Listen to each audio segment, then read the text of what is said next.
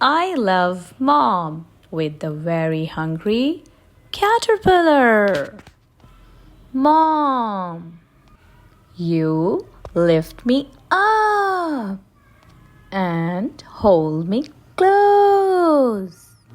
You are so wise and you never forget me.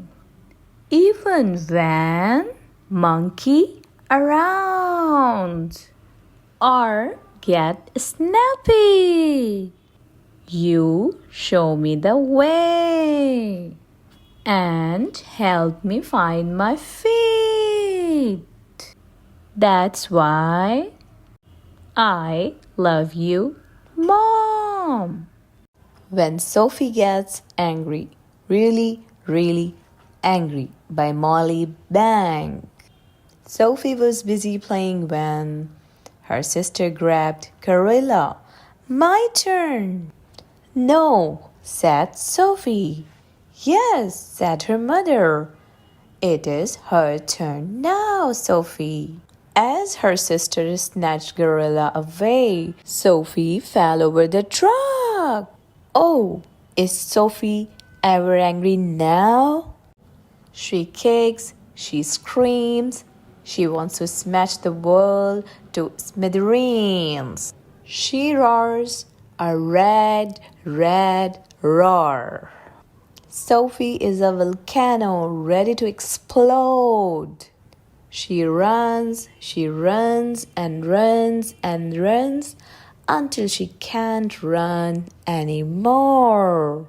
Then, for a little while, she cries. Now she sees the rocks, the trees and ferns. She hears a bird. She comes to the old beech tree. She climbs. She feels the breeze blow her hair. She watches the water and the waves. The wide world comforts her. Sophie feels better now. She climbs back down and heads for home. I am home. The house is warm and smells good. Everyone is glad she is home. Everything's back together again. And Sophie is not angry anymore. Monkey dreams of flying. Monkey likes to look at the birds flying and hovering in the sky. He too wants to soar that high. People say elephants are not made for flying, but Monkey never lets that keep him from trying. So he will become a bird, for Monkey being an elephant is just too bleak. He thinks and thinks, no, what I need is a beak. Flying, that's something I can do, but sticking to the ground, I really don't have to. So he hammers and screws. There is no way he is gonna lose. Attaches the wheels and builds a mighty caboose. Off he goes. His new wings are a thrill. They take him racing down the hill. Here comes a ram. Get out of my way. 1, 2, 3. He is up and away. Wow, it is really true and everyone sees. Monkey has done it. He is up there with the birds and the bees. Flying is amazing. Ever higher and higher. But wait, it's the ground. Things look dire. Smash, crash. The flight was a joy, but oh, now look at our boy. Monkey says, I am beat. How I will ever get back on my feet. Oh my dear, his hand has gone all fat. It really looks trash, but worse than all that, his bike has been smashed. Fly no more and go home. No, Monkey wants to soar. Harumphy. Why can't I roam? Being an elephant is a bore. Suddenly there was a bang. Surely that's nothing good. What was that? Moki asked as it echoes through the woods. He looks here, he looks there, hoping to see. Oh, look, that bird. There has flown into a tree. Oh my, this doesn't look good, says Moki, feeling desolate. He really needs a doctor and perhaps a bit of chocolate. With some band-aids and lots of care, she should soon be back in the air. Time to hope and pray that the bird can soon fly away. Soon the bird is well again and cheerful too. She says farewell and flies off into the blue. For bird, it's a breeze. Flying is done with ease. Moki is sad. It seems because he can't realize his dreams. His dreams has been shattered. Maybe it doesn't matter. He just can't fly. Time to go home with a sigh. But look, who is that flying in the sky? It is the bird with her friends passing by. But Moki is so sad he doesn't see, hanging his head as sad can be.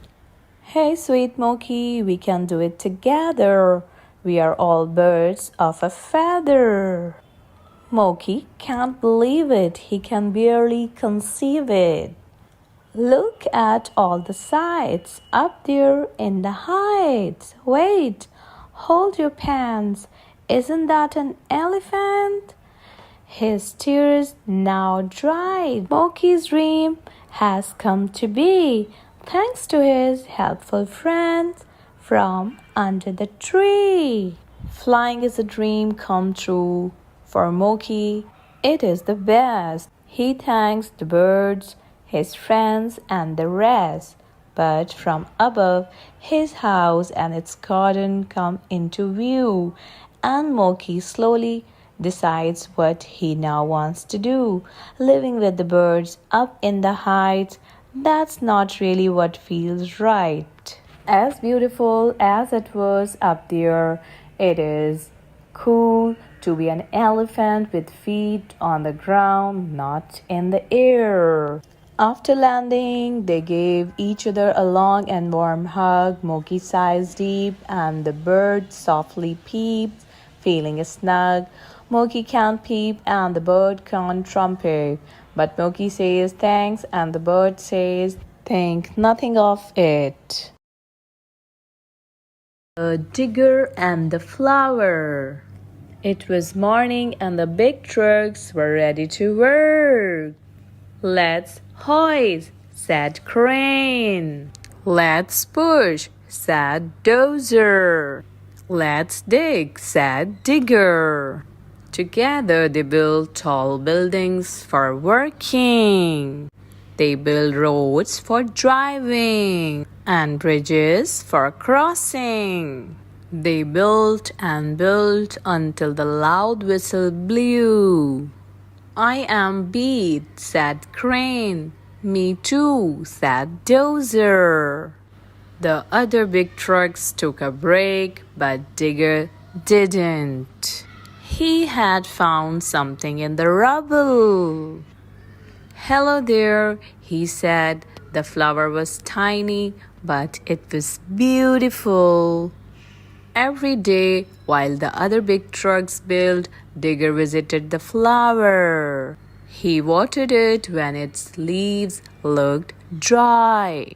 He shielded it on windy days. And just before he switched off for the night, Digger sang the flower a bedtime song.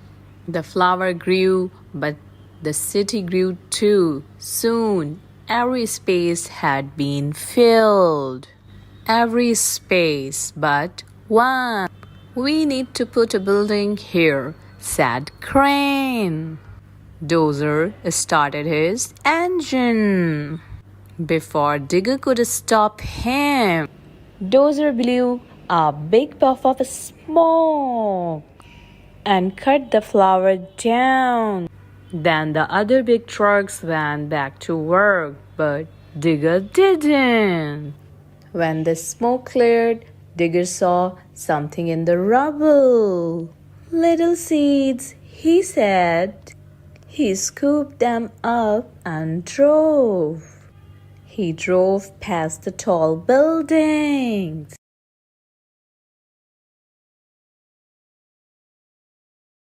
He drove to a place no big truck had ever been. There, Digger stopped. He dug and scooped and tucked the seeds into the warm earth.